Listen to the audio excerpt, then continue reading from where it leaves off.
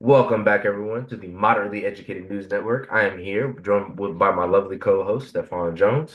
Alrighty, and today we'll be discussing the continuing resolution, the CR, that needs to be passed by the House, and by the Senate, by Congress as a whole, in order to continue funding the government. That way, federal agencies are funded, government employees can continue to get paid, and the government doesn't shut down. Now, some of you may be familiar with these slides as I've shared them before on a previous video, but just for a reminder, I'll go over what a government shutdown is real quick, and as well as what is a continuing resolution. So that being said, a government shutdown is when the government can't spend any money that requires annual appropriations, and it affects its abilities to pay employees, keep facilities and buildings open where those employees work. A great example is my mother's a government employee, but she's an essential one.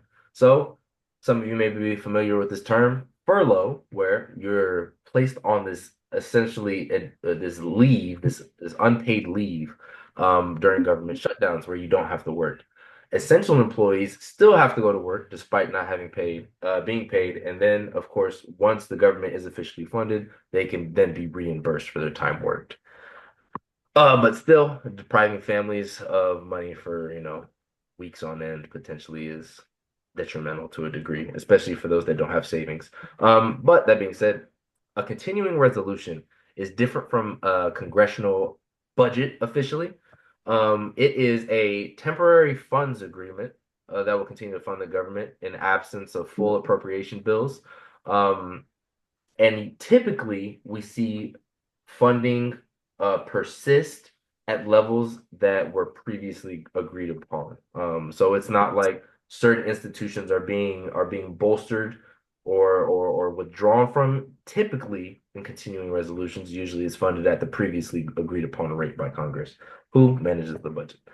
Um, so that's a little bit about government shutdowns, continuing resolutions.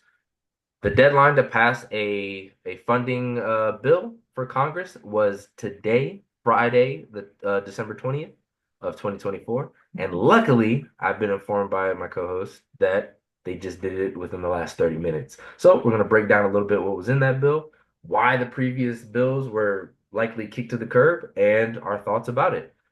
So I will allow you to share your screen and talk a little bit about what you think is going on here, Stefan.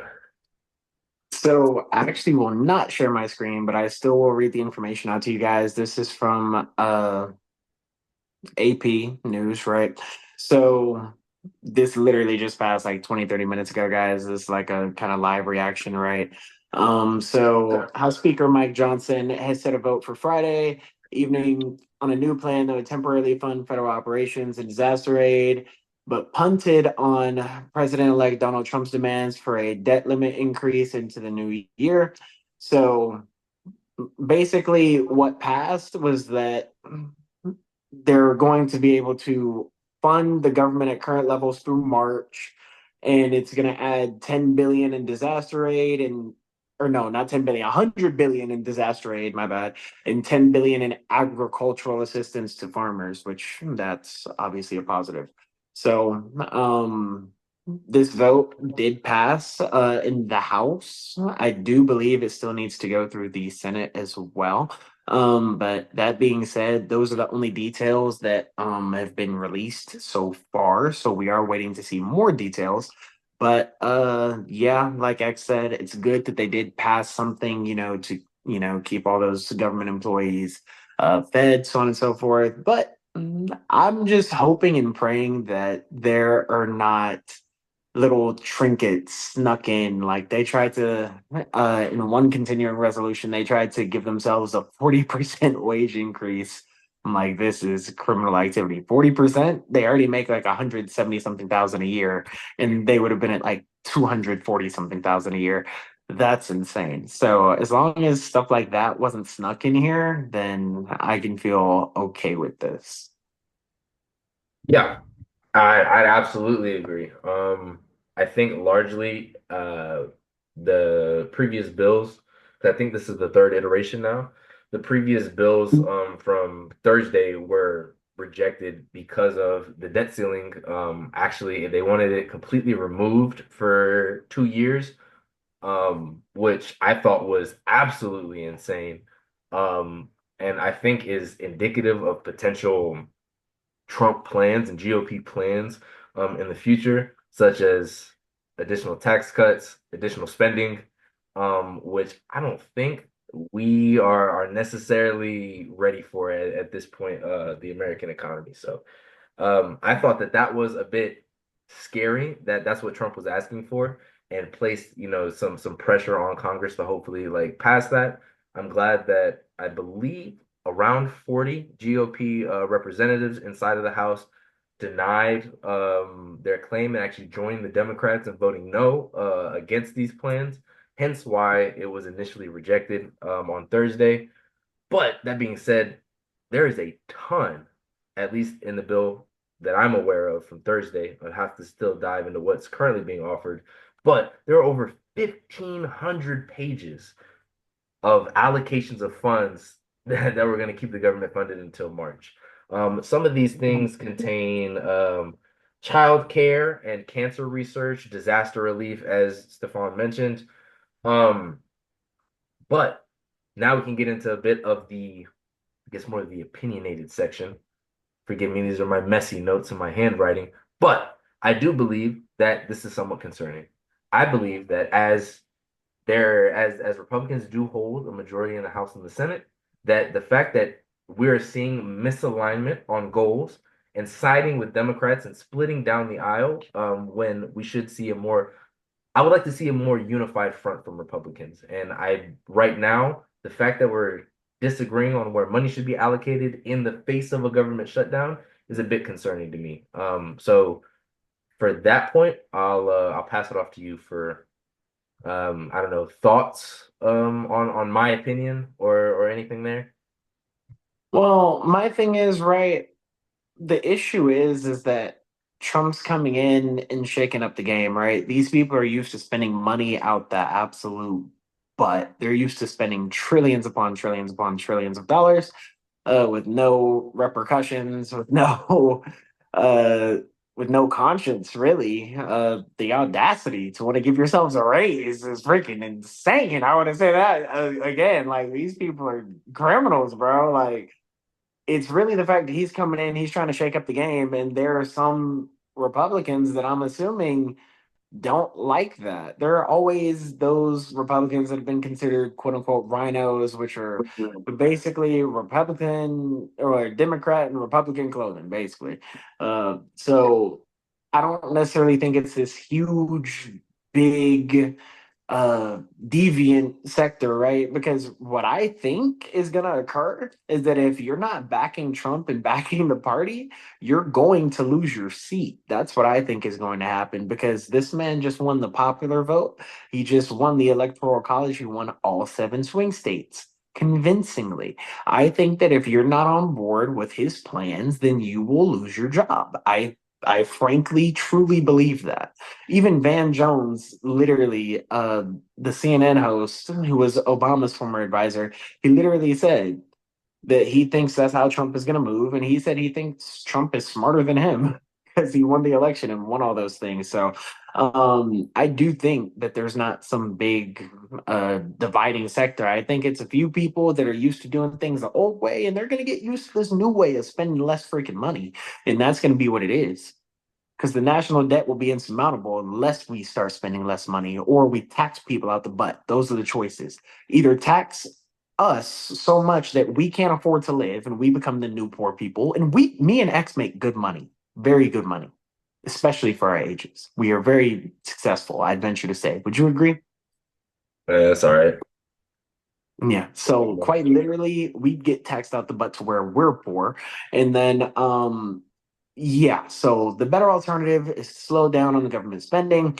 And on this bill that did pass, the House voted 366 to 34 to approve the short-term spending bill that'll last until March 14th.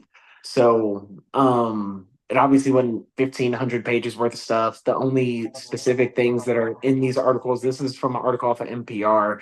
It's talking about once again helping farmers, and then the 100 billion uh in aid to communities recovering from natural disasters such as Hawaii, specifically Maui with their fires, California with their constant fires, and then North Carolina with their hurricane, and then Florida with hurricane as well. So yeah, this, until more details come out, right, this seems to be something that's reasonable.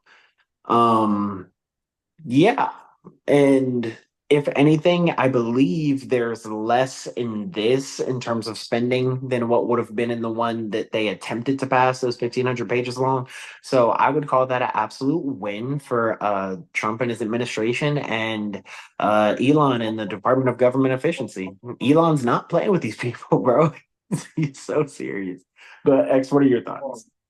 Um, yeah, it's funny that you mentioned Elon and Doge because it seems like Democrats and Republicans are switching places in the sense of their spending habits. I think that the fact that we see 200 plus Republicans supporting Bill Thursday that unbridles the debt ceiling and allows for increased spending. I think the fact that you see this despite Trump being like, "Oh, we're gonna drain the swamp, we're gonna cut government spending," but then supports a bill that increases it and like to an extent where it's unbridled. It's I'm seeing a dichotomy forming where the words that were said and actions being taken are not consistent. At least upon my my initial findings here, it a lot of it doesn't seem to make sense because traditionally Republicans are the party of cut back spending. We're not spending on unnecessary government programs. We're not doing this. We're not doing that. And it doesn't feel like that's the case anymore. If that's what a majority of Republicans are voting for. And then the small minority that are labeled rhinos that are siding with Democrats are the old way. I'm concerned about the new way because it seems like a shift in values of the new Republican Party that it is like money, money, money. Um, I'll say, yeah. So that's something that does confuse me a bit. Um, let's see what else. I don't think it aligns. Yeah, I don't think that aligns with President Trump's goals and the unofficial Department of Doge that is made up by Ramaswamy and Elon. Because yeah, that I don't know where they plan on cutting money from. And the fact that they're supporting bills to spend more without proposing budget cuts is yeah, yeah. I'm seeing another divided Trump presidency in the Republican caucus, for one, and for two, I see more inflation in the future. But those are just my two initial assumptions. Oh, Mm, and additionally, the hundred billion for FEMA, yeah, those were talks back when we initially talked about FEMA money and funding when Helene hit. So that's kind of again continuing resolution being that these are numbers that we've agreed upon in the past for FEMA funding. So that's kind of where that 100 billion comes from. And then the 10 billion for in farmer aid is a 1 year extension of the Farmer Relief Act, I believe. that is Um, cool. which is currently underway. So that's where the numbers are coming from as of right now. Like I said, and like Stefan said, still got to go through the other 1,500 pages, but yeah, As long as it doesn't have freaking 40% wage increase, then yeah, yeah. I'll probably agree with you there. They haven't had a wage increase since 2009, but Don't that care. being said, when you're in the top 1% of earners in the country, I can't say that. And keep in mind, these are individuals; these aren't household incomes. I think they double the median household income, the household of two people, and so while they haven't had a wage increase since 2009, I'm largely against them receiving even more money. Like inflation's not hitting y'all that hard. 40% is And nuts, y'all. also don't get me wrong, some of these like operating in Washington, I would imagine that because they're senators of their own states. I mean, maybe some of them have higher living expenses now than they did in 2009, sure, but yeah, I don't think it justifies nearly what they were asking for. And I think we saw a lot of a big divide in Congress regarding that. They were like, some of them were like, yeah, we need more money. Others were like, no, this is a cash grab. Y'all need to stop this. And I would largely agree with that sentiment. And the So craziest thing is, bro, if you look up these people's net worth after they get in office, after they realize that the laws that they pass can affect the stock market in specific ways, and that they insider trade so much to the point where a young man created an app to track their trades because they outperform the S&P 500 and total market. Yeah, they don't need a raise yeah. whatsoever. They shouldn't be allowed to trade, if anything. You want to raise? Cool, we'll give you 40%, but now you can't trade based off the decisions you make. So now you have to make decisions in the best interest of the people. How about that? That sounds interesting. Yeah, I do think that, well, I wouldn't say that they're passing legislation to further their pockets. I would not go that far. I would definitely say, in terms of insider trading, that, for example, let's say people saw I don't know, who's a secretary in the White House saw the fact that they were about to pass the CHIPS Act and went and, because she saw this document on Biden's desk or whatever, and went and bought a crap ton of Nvidia and Intel and all these other people. Like, having access to this knowledge beforehand, and like the being privy to the information of the whims of the administration, uh would probably, it does give them an unfair advantage in the market. So therefore, I would say that while it's inappropriate to completely bar them from trading, investing in individual stocks is is probably inappropriate.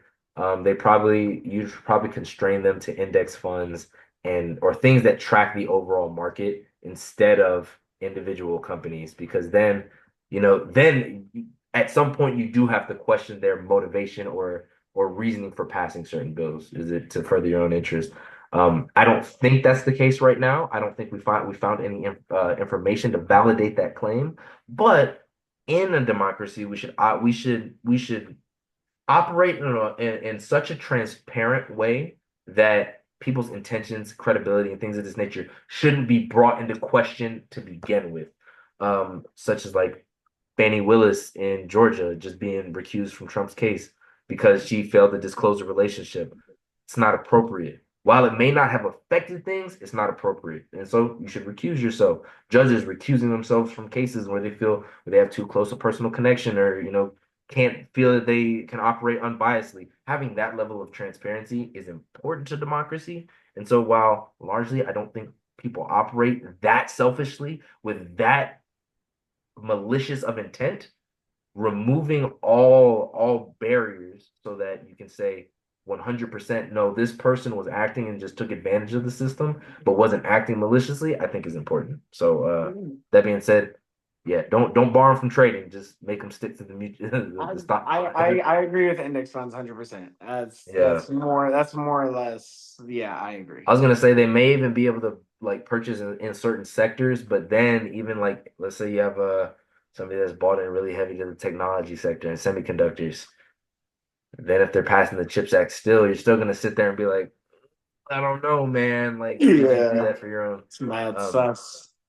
it is, yes, it is sus, but I don't think we have any reason to believe that these people are operating with such intent. So I I don't largely think don't. they operate in the best interest of the people, though, dude. I think without term limits, Congress does whatever they want to do. They spend whatever they want to spend. They realize that it ultimately typically doesn't affect them and that they most likely will still be able to remain in office because there's no limit to their term. And I think it's honestly the biggest oversight in the foundation of our constitutional republic. I think the lawmakers potentially have the most power of any branch because they make the laws that we essentially have to live by and abide by, right? And there's no limit to their terms. A 6 year term limit or something of that nature would be reasonable in my opinion, and it would force them to work in the best interest of the people. And let them know, like, hey, you're not gonna be here forever. You can't use and abuse this power. Like, go in, work to basically do what you said you would do for your constituents, right? And just go from there. Like, it shouldn't be, oh, well, I'm going to be here till I'm freaking 80, 90 years old and freeze like Mitch McConnell or freaking be old as crap like Nancy Pelosi. Like, that shouldn't, no, bro. That's just no. Well, largely I feel like term limits may be appropriate. But I don't think I It have a never very passed strong. though, because they have to pass it. That's the worst part. It would never pass because they would have to pass it. They would never give themselves term limits. And that in and of itself is why. Why would you never give yourself term limits? Unbridled power, unbridled control, unbridled Yeah, spending. to some degree I'd agree with you, but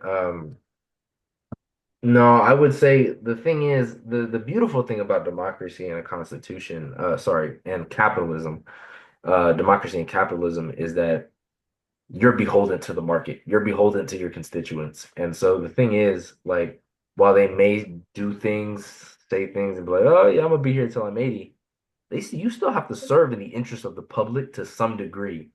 Whether that's through lying, whether that's through whatever the case, or whether it's through genuine acts and saying and doing what you said you were gonna do. The, the ultimate power lies within the people. And if you don't like the things that they're doing, if you do feel like they're greedy, if you do feel like they're not serving your interest the best, the beautiful thing is we have other candidates. The beautiful thing is that what you need to go participate in local government elections that influence, your local laws. You need to take a part at the local level, and we'll see changes through the federal. I agree, but voter output for lower level or local, you already know it's nowhere near as high. People Yeah, don't it's focus on tragic. it, which is insane because arguably the sorry, something's flying around here. It's like a little gnats, get on my nerves.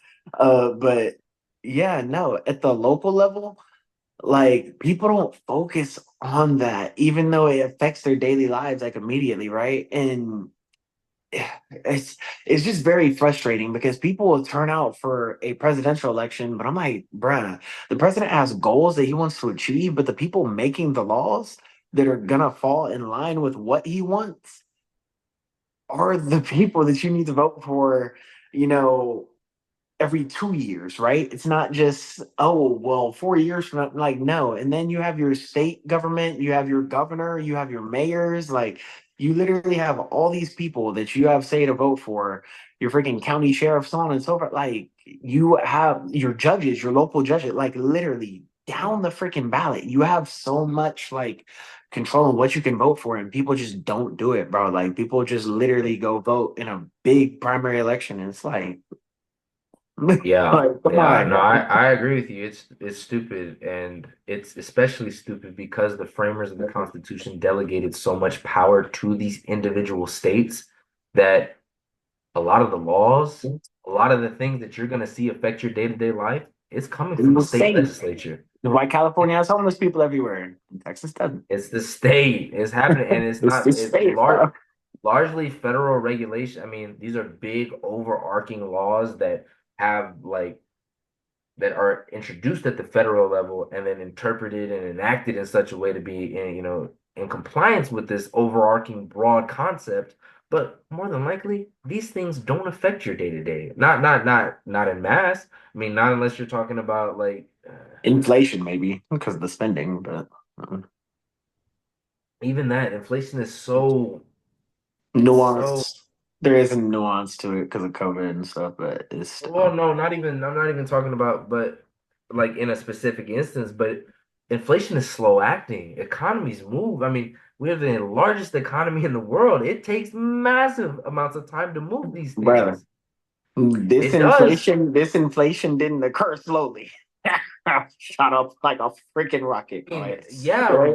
relative to previous years, absolutely. But like largely shifting economic sentiment is like a massive job, and it's